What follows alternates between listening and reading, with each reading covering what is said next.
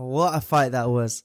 So we just witnessed Daniel Dubois completely dismantle Anthony Joshua in a way that I don't think anyone expected at all. He was completely dominated from the first round and couldn't seem to find his way back. I mean literally from round one. And it raises a lot of big questions on Anthony Joshua's career from now. So let's talk about it. So the build up to this fight was nothing unusual. A bit of extra bad blood from Daniel Dubois and Anthony Joshua. Who do you think you are?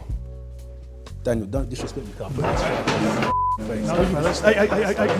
usually fairly respectful to their opponents, but this got a little bit personal, including a face-off where it got slightly heated between the two. And honestly, both seemed fairly confident going into this fight, with Daniel Dubois being on a mad winning streak ever since losing to Joe Joyce, beating the likes of Big Baby Miller and Filip Hrgovic, and Anthony Joshua just coming off a huge win to Francis Ngannou, where he put up one of the best performances of his career with a huge finish. Now, as for the actual fight, both fighters came out looking really confident in their ring walks, but it was Daniel Dubois right from the first round. AJ got caught really early on in the first 20 seconds of the fight, which literally led to him getting hurt and dropped multiple times throughout the fight. AJ was either rocked or dropped in every single round of this fight. Daniel Dubois was just much sharper, was faster to the jabs, was timing Anthony Joshua, and just outclassed him in general. And it seemed that Anthony Joshua couldn't recover right from the first round. So realistically, we never got to see how Anthony Joshua would have performed, because right from the first round, his legs were never there. Until the end of the fourth round, where he went back to his corner, composed himself, came out in the fifth, and actually looked pretty good. He started to land some decent shots on Dubois, and at one point, rocked him with a huge right hand.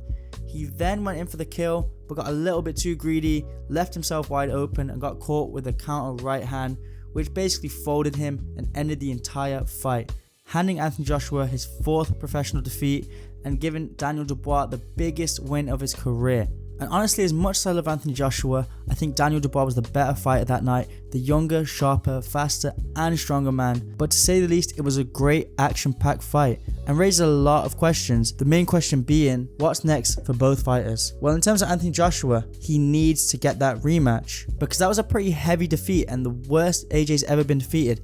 AJ's realistically never been folded like that. He's been dropped, hurt, knocked out, but he's never been completely folded like he was by Dubois.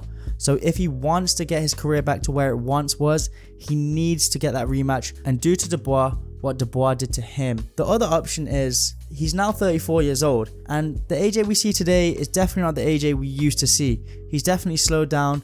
He definitely isn't as good as he once was.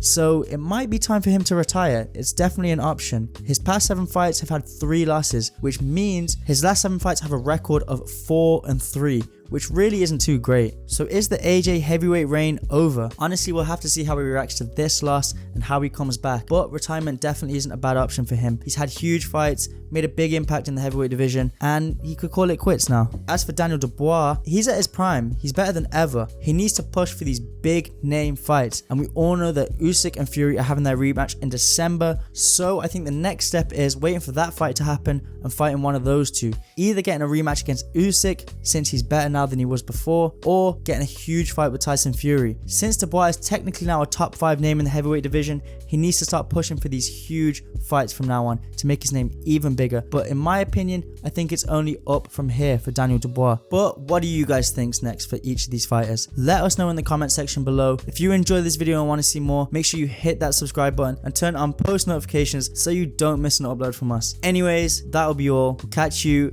in the next one.